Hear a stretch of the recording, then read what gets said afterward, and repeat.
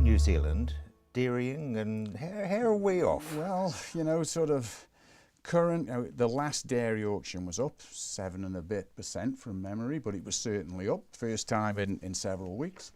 But the prices are still too low to sustain a predicted $4.25 payout, and I'm told currently the break-even's about $5.05, which is, I mean, that's painful. And this is what, the third season we're going into now.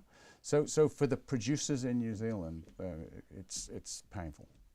And really there's no light at the end of the tunnel. It's actually a train coming the other way at the moment. Well, I mean, the fact is that we're in a global economy that's got too much debt around the place. That debt is actually suppressing demand.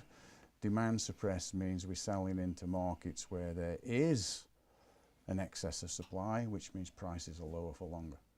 Construction's doing all right though. In New Zealand, absolutely, doing quite well here, and the political pressure is starting to build to get behind house building, because the idea is to fix the high prices with more supply.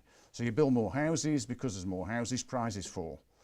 But there's a limit to how fast you can build houses. And I saw a piece somewhere, somebody said, we need to build more houses in the next 25 years than we built in the 161 years from 1840 actually in New Zealand. So we've got to do in 25 years more houses than we did in the first 161 years, which gives you an idea of how steep this particular supply side approach is. And of course, very briefly, we've got the New Zealand dollar. And the New Zealand dollar's hurting us. In the low 70s with still upward pressure, largely because of with a standard bearer for interest rates in a low interest world.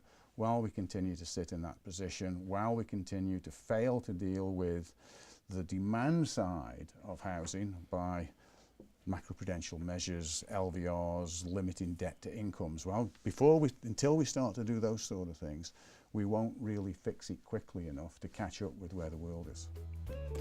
Thank you very much indeed.